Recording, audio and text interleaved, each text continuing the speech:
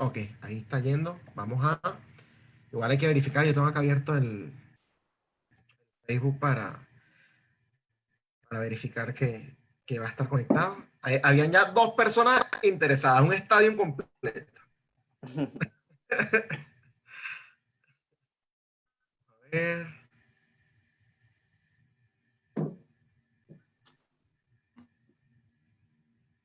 Oh, ok, y ya hay uno de ellos que está conectado. Comenta Emanuel Benavides. Hola, niñas. ¿Y cómo es que yo invito a alguien? Bueno, ya se está transmitiendo. Había uno que Vale. estaba, ¿qué tal, señores? Comenta otro. ¿Qué tal, Álvaro? ¿Cómo se llama? Álvaro. Agostini. Ese mismo es. Lo etiqueté porque él estaba interesado en la conversación. Bueno, ahora sí, tacar la cámara. ¿Qué pasó? Ya va que tengo aquí unos problemas con el internet como es costumbre, entonces estoy aquí arreglándolo. Pasa por vivir en España están. Ya vuelvo. Pasa por vivir en España están, ¿viste? Ya. España. Ay, Españita, cómo me duele eso. Sí. Bueno, no importa, ya estamos en vivo. Vamos a dar la introducción de qué es lo que vamos a hablar, ¿no? Y me puedo meter por donde para los comentarios. Ya va. Imagino que acá mismo en el video.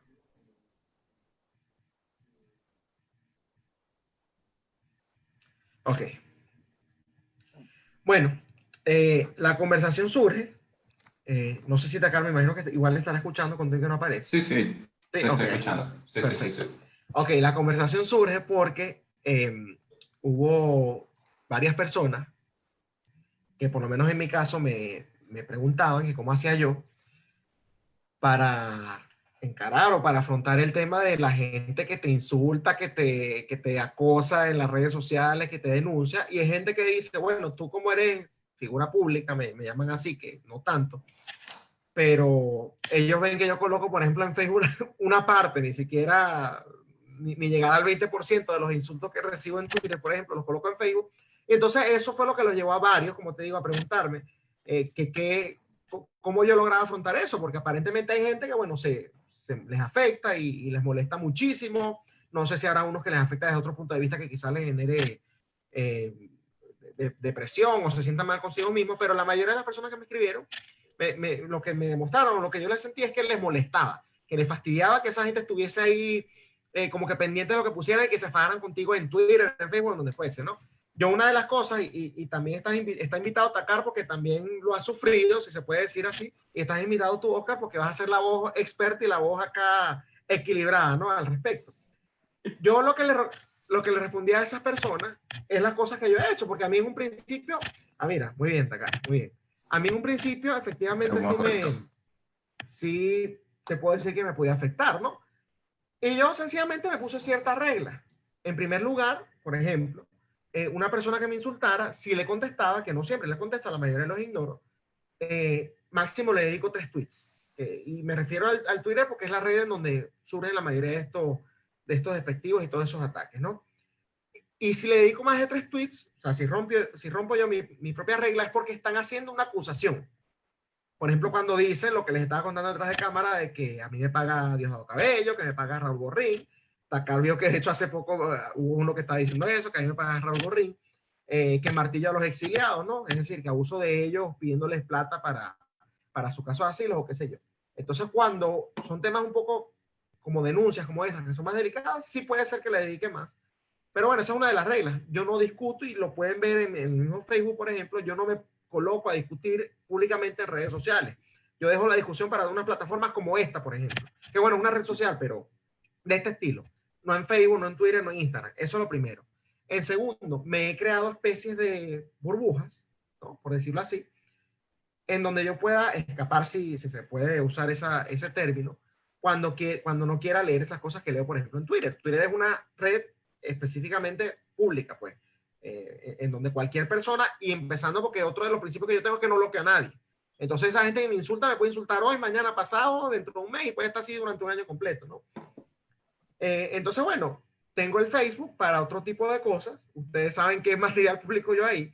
Tengo Instagram para otro tipo de cosas, a excepción de las cuentas públicas que manejo allí. Y de esa manera, bueno, yo logré que no me afectara en lo absoluto las cosas que me colocan. De hecho, lo que me da risa, lo que hago es burlarme de eso en las cosas que me parecen más chistosas. Como te digo, el 80%, el 90% ni las publico, porque son muchas por privado, en público. Pero que bueno, es una manera que yo conseguí de una u otra manera más bien buscarle hasta el lado humorístico al asunto, en vez de dejar que me afectara, porque si dejara que me afectara, bueno, estaría ahorita bastante mal emocionalmente hablando. Quiero también que Takar, antes de pasar contigo, Oscar, que Takar nos cuente qué experiencias ha tenido más o menos, eh, sobre todo ahorita que, bueno, está saliendo en el programa. También me he dado cuenta que cuando recibes muchos retweets también te atacan mucho, ¿no? Entonces, bueno, más o menos, ¿qué te ha pasado al respecto? ¿Cómo lo has solucionado tú? Si en algún momento te afectó.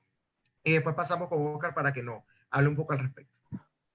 Ya, bueno, como dices, o sea, de un tiempo para acá se está empezando a recibir un poco más de feedback en las redes sociales, principalmente en Twitter, que como tú bien dices, Twitter es básicamente una caja de odio. Twitter existe Sí, para desprender odio, de total. una manera más intelectual o de una manera un poco menos intelectual, pero Twitter es odio. Y bueno, también que sí, los comentarios de las entrevistas de Contrapoder en YouTube y demás. Mira, yo creo que hay dos tipos de insultos principales. El primero, que yo no le hago ningún tipo de caso, realmente no me afecta, que son insultos muy básicos, muy poco pensados, que sí, ay, tú sí eres imbécil, tú sí eres idiota. Claro, Realmente, a ver, es lo que más abunda y generalmente son de cuentas anónimas, sí. no le veo ningún tipo de trascendencia. Ahora, sí hay un tipo de insulto a través de Twitter, sobre todo, que generalmente, por ejemplo, lo que tú decías, que a ti te paga Raúl Gorrín. A mí, por ejemplo, me pasa mucho que me dicen que yo soy María Corino, que yo apoyo mucho a María Corina, También. y realmente ese tipo de cuestiones a mí no es que no me causen una depresión terrible, pero me frustran porque, oye, mira mi contenido, y yo no apoyo a María Corina, por lo menos si me Exacto. vas a insultar o vas a decir algo, al menos en base sobre lo que está diciendo. Yo A ver, yo nunca me he tomado esto muy en serio Mm. porque estoy consciente de lo que es Twitter. O sea, si por ejemplo una de esas personas que te insultan en Twitter te viesen en persona, te dirían como que, epa, ¿qué tal? Y Sí, son ya, cobardes, sí. pasarían totalmente de ti. Eh, no he llegado, por ejemplo, al punto que tiene Esteban de que incluso le escriben al DM diciéndole, yo no soy ningún vago socialista, etcétera. No, no he llegado a ese punto. Y tampoco he recibido ningún tipo de amenazas, afortunadamente, pero de caso de recibirlas, mira, yo como sé que estoy en España y tampoco me pueden hacer aquí nada, yo también me lo tomo muy relajado. Pero básicamente eso es lo que más me frustra, los insultos que van dirigidos hacia algo que tú nunca has dicho o tú realmente no eres. Que me Porque es... pasó, fíjate, Takar, que cuando con el tema de que sucedió en Venezuela y ese asunto, yo eché un comentario negativo, si se puede decir, ¿no? Y entonces salieron los de 20 a decir que yo como mi gente, refiriéndose a la gente de Guaidó, pienso de esa manera porque por X, Y o Z, es decir, diciendo que yo estaba defendiendo a Guaidó. Entonces me pasa bastante y me pasa también de la otra manera. Cuando ataco a Guaidó, entonces es que tú eres, apoyas a María Corina y tampoco es mi caso. Basta con revisar el contenido, ¿no? Pero bueno, Oscar, quiero pasar contigo precisamente para que nos des un poco de más o menos qué se puede hacer en esos asuntos, si a la persona de verdad le está afectando mucho. Yo creo que la mayoría, como te dije, lo que le genera es eso, frustración y rabia por lo que pude ver. No he visto ninguno que realmente le haya afectado a un nivel de depresión, pero suponiendo que les afecte, más o menos, ¿qué pueden hacer? ¿Qué les aconsejarías tú? Que se alejen de esas redes, que traten de solucionar el problema de alguna otra manera, como hicimos, como hice yo, como hizo Takar, más o menos por dónde sería la vía. Primero, o sea, algo que ayuda mucho a las personas, más que todo en terapia, cuando están en ambientes bastante hostiles, es estudiar las falacias, que es una falacia. Ahí aprendes a identificar si lo que dice una persona es cierto o es algo dirigido de una forma malintencionada hacia ti. Y segundo, que no es una respuesta fácil que yo dé, pero es mucho más caro vivir en una cultura donde no haya libertad de expresión. Si bien esto siempre vamos a ser atacados por lo que pensemos por cualquier persona del espectro político, ese miedo que se le trata de infundir a las personas que piensan distinto es lo que hicieron los nazis. Los nazis triunfaron porque Mm, infundieron miedo en la cultura alemana en general. Entonces, todas aquellas personas que sientan miedo por un insulto tienen que ser conscientes que da más miedo que lleguemos a ese punto. Entonces, piensen, digan lo que piensen, no importa los insultos que reciban, porque mientras que haya una esfera pública, o sea, un espacio en el cual todos nos expresemos libremente, es menos probable de que haya un totalitarismo. Entonces, el precio a pagar por esa conformidad de no recibir un insulto es mucho mayor. Y eso se vio mucho en la Alemania nazi a través de la propaganda. O sea, y a mí no me extrañaría que estas personas que te insultan a cada rato, por ejemplo, a mí me acusaron de que yo era el G2 por criticar a Guaidó. Claro. Y muchas de estas personas, o sea, a mí no me sorprendería que estas personas que se encargan de atacar a las voces disidentes estén pagados, o que haya un tipo de call center que busque generar una matriz de opinión o de miedo. Entonces, Bueno, yo lo que digo es, aprendan a que ese es el precio de la libertad, de que a nadie le va o sea, no a todos les va a caer bien ni a todos les va a caer mal, pero es mejor vivir en una sociedad así que vivir en una sociedad totalitarista donde no hay una posibilidad absoluta de hablar. fíjate algo con respecto a esas cuentas, que la mayoría, como dijo Takar, siempre te llamo Takar, perdón, Takar, son anónimas, ¿no? Nosotros, y te digo que lo he escuchado, o sea, acá tengo testimonios de primera mano, de que hay personas, por lo menos del chavismo, ¿ok? No te estoy hablando de Guaidó, que igual sé que ellos también tienen cuentas que están pagas específicamente para esa misión. De hecho, cuando te metes por lo menos en mi Twitter, parecieran que son muchos insultos, ¿no? Y a veces sí son muchos, pero cuando no tiene tanta difusión, son las mismas 5 cuenticas anónimas que me atacan siempre, las mismas, y que me siguen, o sea, que están pendientes ahí de lo que coloco. Sumado a eso, tú ves que hay ciertas cuentas de ciertas personas conocidas que no comparten absolutamente nada de lo que yo digo, que empiezan a seguirte también, pues, de la nada.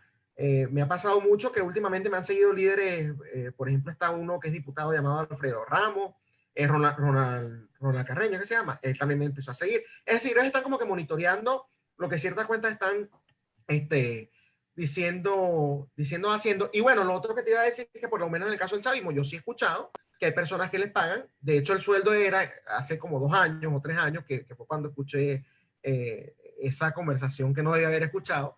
Les estaban pagando, creo que eran $2,000 al mes, nada más para estar, para eso, para un trabajo de redes sociales y para vigilar más o menos a quienes estaban, por lo menos acá en Miami, ¿no? Pero bueno, de una u otra manera eso te demuestra que efectivamente esta gente tiene los recursos y los está utilizando para acosar o amenazar a estas personas que para ellos representa una incomodidad. Ahora bien, eso es en el caso de Twitter, que es público.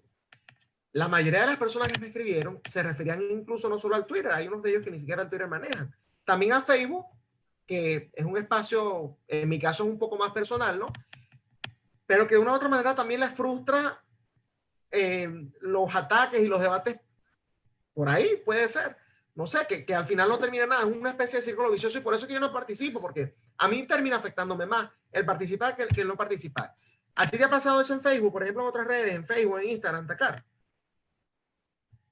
A ver, yo es que Facebook, mira, aquí en España no se usa para nada Facebook y para mí Facebook a mí me parece de boomers. Yo no soy mucho de usar Facebook. Yo prefiero mucho más Twitter. Ok, Pero Facebook lo reservo más que todo que sí para tener a los 10 contactos de mis amigos y poco más. Pero claro. sí he visto que, por ejemplo, hay gente que entra en un bucle de una conversación en Facebook que tiene más de 50 comentarios, Por todos en eso. línea, siempre de las dos mismas personas, Uh -huh, dándose argumentos larguísimos, uh -huh. tratando de demostrar que el otro está mal, pero oye, eso no lleva a nada. En primer lugar, Exacto. estás malgastando tu tiempo porque tú tienes tu punto de vista, él tiene el suyo. No lo vas a poder convencer. Quizás este tipo de debates en otro ambiente es mucho más productivo. Por ejemplo, dar Uh un -huh. debate en televisión Como es así. mucho más Uh -huh. exacto, es Yeah. mucho más productivo porque yo nunca te voy a poder convencer a ti, pero puedo convencer a la audiencia, que es hacia donde está Exacto. dirigido el programa. Que esa es una de las reglas que yo tengo, para que sepas. Exacto, o sea, no te encerres en peleas de redes sociales, eso no lleva a nada, Oscar, en básicamente. ese asunto exacto del Facebook, por ejemplo, de ese de ese escenario que está escribiendo Tucker, que es cierto. Yo a cada rato veo comentarios, 1000 comentarios y son dándose, y empiezan con argumentos y terminan los dos siempre con insultos, o los tres, o los que estén envueltos en esa conversación. Es sano, al final es productivo. Bueno, no es productivo, yo creo que ya concluimos eso. Es sano meterse en eso.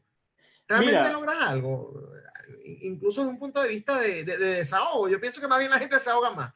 ¿Qué piensas tú? Mira, depende del contexto. Por ejemplo, hay gente que tiene la intención de agredir. Claro. No pierdas tu tiempo en eso. Hay algo que se dice en psicoanálisis, que la belleza está en el ojo de quien la mira. Si alguien te quiere ver como el malo, siempre serás el malo en su historia, no pasa nada. En alguna historia tenemos que ser los malos. Sin embargo, por ejemplo, en los grupos de la comunidad colombiana y la comunidad venezolana, soy bastante activo aquí en Madrid, puede haber algo que se llama confluencia, que es, por ejemplo, cuando quieres explicar por qué los impuestos son malos. Hay gente que obviamente ha sido criada en un ambiente socialdemócrata. Dar a entender a la persona que no estás en contra de esa persona, pero que al igual que ella, quieres la misma meta, pero por otro fin. Entonces, ¿qué une a las personas más? Las metas, independientemente de los fines. Entonces, buscar esa confluencia es bastante bueno. Yo le explicaba a una persona que se sintió ofendida por mi postura en colombianos en España, que si bien la meta de las ayudas sociales es ayudar a los más necesitados, esas ayudas sociales se tienen que pagar desde el excedente, y que para que generemos excedente, las condiciones para que los autónomos y los empresarios produzcan tienen que ser lo menos burocráticas posible. Entonces ya unes a las personas a partir del fin y le explicas que el medio para llegar a ese fin es distinto. Entonces eso es algo que hemos perdido mucho en el liberalismo, que es que explicamos mucho los métodos, pero no empatizamos con las personas en cuanto a los fines. Totalmente. Fíjate acá en los comentarios que estamos teniendo en Facebook, Ludwig Ortega dice, a mí me insultan a cada momento, incluso amenazas por si vuelvo a Venezuela, pero son esos los primeros cobardes. No me genera rabia, más bien me provocan risa porque entiendo el nivel de desconocimiento en el que se encuentran. Otras veces me generan lástima, la mayoría de las veces de hecho. Y es lástima básicamente el primer sentimiento que me genera, dado que son ellos mismos quienes se subestiman y humillan escribiendo insultos contra alguien que a veces siquiera conocen. Jorge Pérez comenta, yo cuando veo esos insultos solo pierdo fe en la humanidad y ya, casi nada. Pero por falta de tiempo trato de no arrecharme a responder. Si quieren que les respondan, que me pague primero. Oye, esa es buena, es hasta capitalista esa respuesta. Fíjate algo, Oscar. Tú estuviste ayer en el programa, ¿no? En Contrapoderes, sí. Factores de Poder, ¿no? Y, por cierto, fuiste el más visto de la semana. Para que sepas, así que felicitaciones. Más que Rayo. Te dieron más que Juan Ramón Rayo. No cualquier cosa, no cualquier cosa. Yo me meto, mira, una red o una plataforma en la que yo siempre leo los comentarios porque me interesa bastante ver más o menos la tendencia es YouTube. Yo siempre leo, o la mayoría, porque no siempre puedo leerlos todos, pero la mayoría de los comentarios tanto de la editorial, del primer segmento, como de las entrevistas, los leo, ¿no? Y en tu caso, te presentamos neuropsicólogo, todo ese asunto, tú hablaste ahí de todo el tema emocional con respecto a la cuarentena, y hubo gente que de hecho agradeció, oye, menos mal que no dejé de seguirlos, porque esto es un tema bastante interesante eso, pero hubo gente que te cayó encima. Fíjate, me acuerdo, no por eso, me acuerdo hubo uno que dijo que qué título qué tipo tan imbécil, por supuesto, hubo uno que dijo que el título de dónde lo había sacado, que le estaban dando títulos a mediocres en Venezuela, cosas por el estilo. Yo no sé si tú leíste eso, pero, aunque no le prestas atención, eres peor que yo. Pero por eso, al yo decirte eso te genera a ti algún tipo de, no sé, de algo. ¿Te genera algo en ti o sencillamente lo sigues ignorando? Mira, vamos un poco a lo que es el sujeto. Los tibetanos dicen que el infierno está acá. Está entre la coronilla y el corazón. Son estados mentales. Tú no puedes esperar agradarle a todo el mundo, porque si defendemos la libertad, tenemos que defender el desagrado también, que es una sensación humana.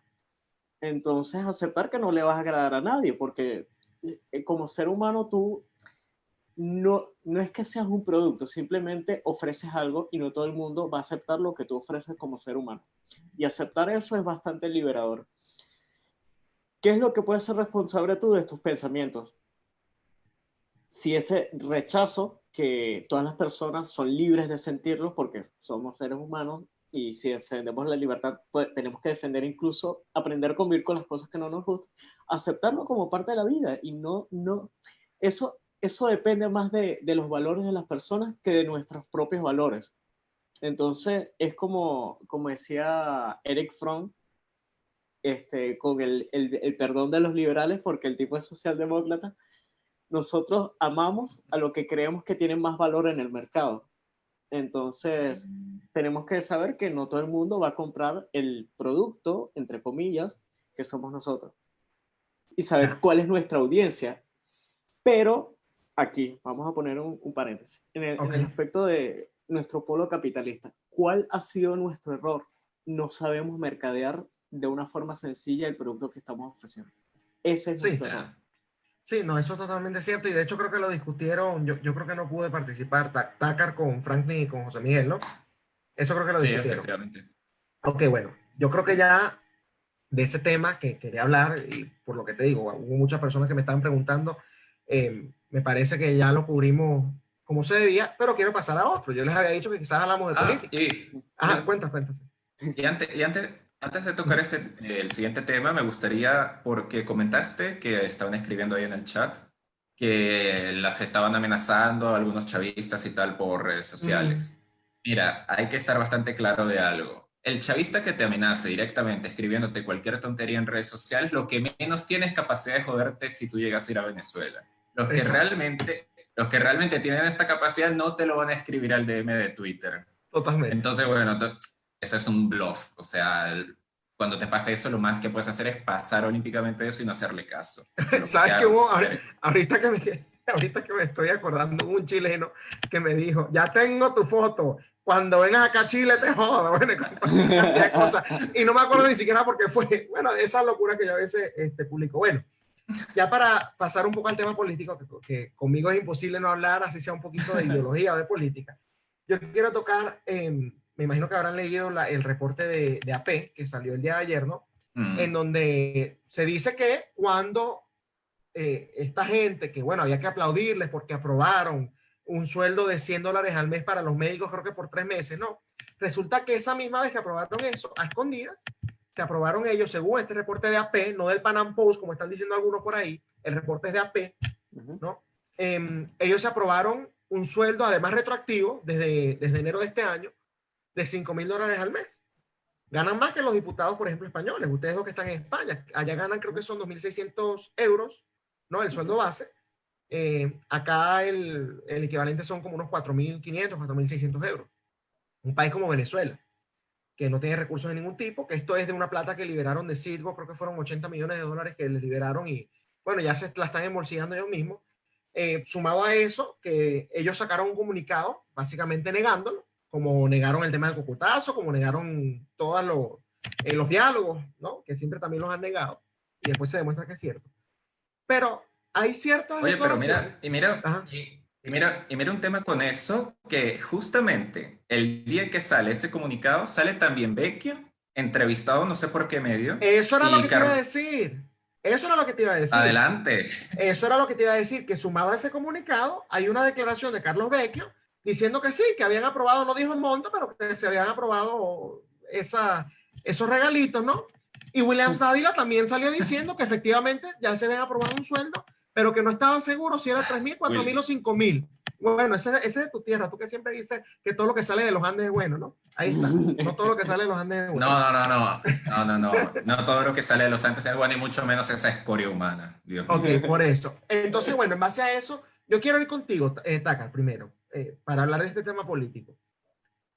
¿Cómo le respondemos a esas personas que nos sacan en el comunicadito ese, diciendo que además nosotros tenemos que mostrar nuestras fuentes, como tratando de prestigiar a AP? No saben lo que es AP, pienso yo. Pero bueno, no importa. ¿Cómo le respondemos a eso? A esos argumentos. Mira, precisamente Ramsés Reyes, en la última entrevista que le hiciste, dijo algo maravilloso. El sujeto es reincidente. El sujeto ya te ha desmentido antes cosas que resultaron ser verdad. Entonces, ¿cómo le vas a hacer tu caso a ese tipo de comunicado? Sabemos lo que hay detrás. Niegan diálogos en Barbados, sale luego que sí habían diálogos en Barbados. Niegan que se están dando una plática, pues bueno, naturalmente se están dando una plata. Y mira, creo, dentro de todo, que primero no solamente hay que analizar el tema de la plata, hay que analizar el tema de que ellos llegan rasgándose las venas años y años diciendo que ellos no están cobrando desde hace 5 años en la Asamblea Nacional.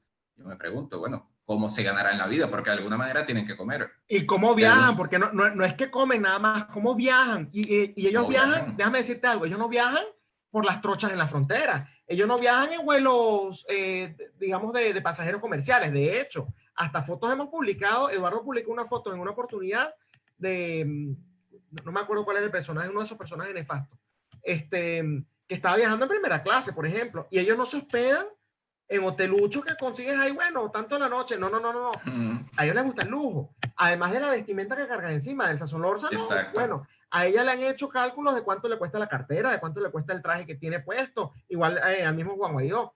Entonces, o sea, básicamente, ¿cuál es el argumento que ellos tienen? Esa es la parte que yo no entiendo. Oscar, contigo, ¿qué credibilidad, o mejor dicho, cómo les respondemos a esos argumentos a esas personas que eso es lo que están sacando? A mí no tienes idea de la cantidad de mensajes que me han mandado con el comunicado, tanto al privado como en público.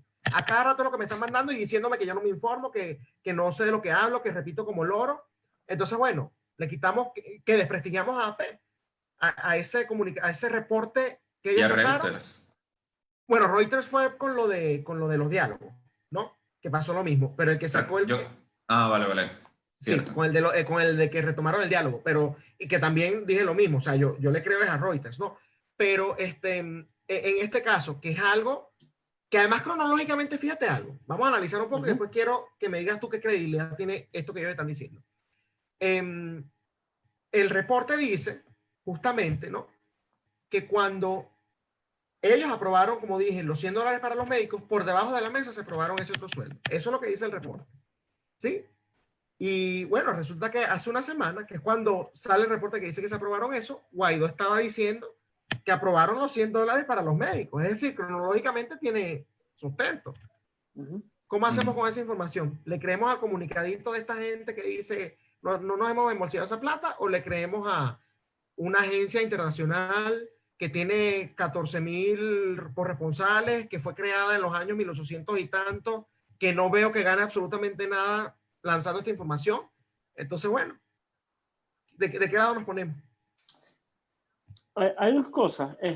Yo creo que al mediano plazo los hechos hablan por sí solos. A corto plazo el ser humano busca el placer, o incluso mediante mecanismos de defensa, creer lo que es más conveniente para su psique. Y eso es algo que vi, y es la razón por la cual yo admiro mucho a Cayetana Álvarez de Toledo. Cuando todo el mundo mentía, le cayó encima. Aquí se puede un debate.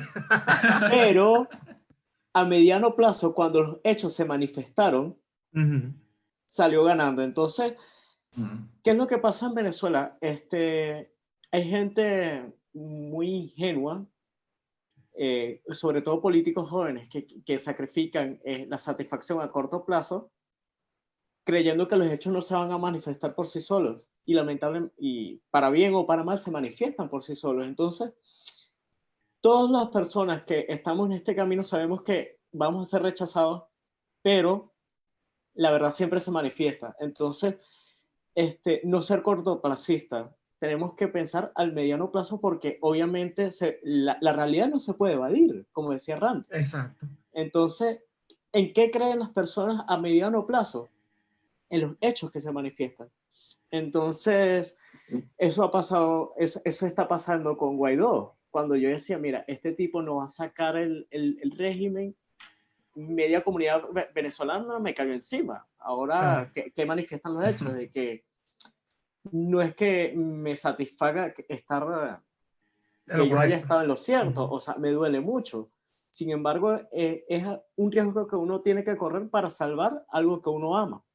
Bueno, y yo fíjate algo, yo me arrepiento, Oscar, una de las cosas que yo me arrepiento es precisamente haber creído que porque Estados Unidos estaba detrás de esto, la historia va a ser distinta. Yo te digo, fui ingenuo, la ingenuidad me duró un mes, Yo desde el 2013 no creía en ninguno de estos tipos. De hecho, era una promesa personal que me había hecho. Yo dije, jamás creas en ellos, ¿no? Y incluso cuando todo el mundo estaba con Ramos Luz sacando los cuadros, yo dije, este es un chaucero. Cuando Capriles salió a hablar, este es un chaucero. Eso fue algo y me funcionó hasta que llegó el señor Juan Guaidó, que Estados Unidos le dio todo el apoyo desde la juramentación. Un mes exacto me duró ese estado de idiotez, si se puede decir así, que con todo y todo tuve ciertas críticas, pero seguía diciendo, bueno, ¿sabes? El típico argumento es lo que tenemos, ¿no? Del 23 de enero hasta el 23 de febrero. Ahora bien, y ya esto para finalizar, porque se nos ha extendido bastante el conversatorio. Empiezo con Oscar y después cierro con Takar. Tú mencionaste algo que es bastante importante, que es un obstáculo bastante difícil de superar dentro de Venezuela. Y es el tema de la desinformación, ¿no? Sí. Por el tema de que ellos manejan todos los medios, por el tema de que Venezuela tiene el internet más lento de toda la región, además de que no todo el mundo tiene acceso a internet. Hay gente, por ejemplo, como nosotros, que no le podemos llegar al 100% de la población. Entonces ellos solo van a escuchar lo que quiere Juan Guaidó que escuche, o lo que quiere Nicolás Maduro que escuche. ¿Cómo entonces, en vista de que la realidad siempre va a salir a flote, pero no le va a llegar a todo el mundo a través de las redes sociales, cómo nosotros pudiéramos superar esos obstáculos para que la realidad le llegue a todos realmente? No detenerse. Y es algo que dice la filósofa Arendt. El discurso humano tiene la capacidad de no detenerse nunca. Entonces, ahorita, todos los que estamos luchando por un discurso nuevo o una propuesta nueva de país, no sabemos cuál va a ser el final de las acciones que estemos cometiendo ahora.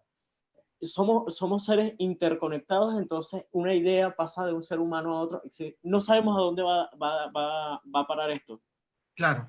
Pero es mejor iniciar algo que nunca atreverse a hacerlo. Entonces, si te pones, por ejemplo, a analizar la historia del cristianismo, la historia del liberalismo, la historia del taoísmo, fueron primero movimientos bastante marginales. Pero la veracidad de su discurso, en el taoísmo, por ejemplo, el principio del Wu Wei, de esforzarse en la medida justa, el cristianismo con su promesa de perdón como alternativa a la venganza, el liberalismo con el hecho de que el libre mercado es lo que produce riqueza, es lo que te da aval a tu discurso para que este sea exitoso. Entonces, un discurso acompañado de un hecho no tiene fin. Entonces, ¿qué es lo que le recomiendo a todos los venezolanos? No dejen de comunicarse, porque las ideas, una vez que entran en una mente, la modifican para siempre. Claro, y tú, en tu caso, Takar, ¿cómo superamos ese obstáculo de todo el blackout informativo que hay en Venezuela para que la realidad le llegue a todos? Bueno, la opción fácil sería salir de la dictadura y restablecer unas buenas comunicaciones dentro de Venezuela. Pero estamos hablando de que precisamente para salir de la dictadura hay que llegarle a cierta gente, ¿no? Ya, efectivamente. O sea, mira, yo lo estaba conversando hace unos días con un par de amigos de la ciudad de Mérida, que ellos me decían, oye, mira, está bien, ustedes hacen unos programas en internet, ustedes tratan de informar, pero ¿qué pasa cuando yo tengo 12 horas al día sin electricidad y de las 12 horas que tengo electricidad, 6 no tengo internet? Exacto. Se vuelve cada vez más y más complicado informarse. Entonces, yo creo que está bien hacer la crítica, que todos los medios en Venezuela, televisivos y radiales, y la mayoría de los medios digitales están parcializados hacia el establishment político y no están precisamente por el lado de la libertad. Pero yo creo que nuestra labor va a ser empezar a crear un entramado comunicacional dentro de Venezuela que pueda ser escuchado a pesar del blackout.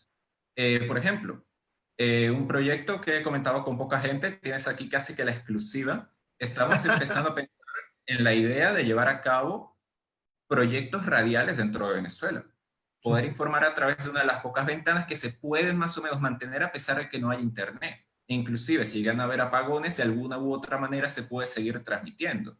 Entonces, lo que nos va a tocar, si el sistema eléctrico y el sistema internet sigue empeorándose cada vez más, sigue deteriorándose cada vez más, va a ser empezar a trabajar con manos y pies para tratar de crear cosas un poco más rudimentarias, cosas que quizás eran populares en el siglo XX y bueno, tendremos que retomar eso. Pintas en la calle, radio, todo lo que en la época del anarquismo norteamericano se llamó la guerrilla comunicacional. la guerrilla comunicacional. Bueno, básicamente nos tocará eso. Ya, sí. José Miguel es lo mismo que... Ah, bueno, si quieres... No, sí, una agregar. última acotación. No solamente tenemos que estar pendientes con la comunidad venezolana dentro, los que están dentro del país, sino en la diáspora. Hay un suceso bastante interesante, es que la independencia irlandesa fue financiada desde Estados Unidos por la comunidad irlandesa en gran medida. Entonces, a todos aquellos que estamos en la diáspora, tenemos un papel activo, no porque estemos fuera de Venezuela somos menos venezolanos como nos quiera acusar el régimen, o somos incapaces como nos quiera acusar la MUD, la falsa oposición.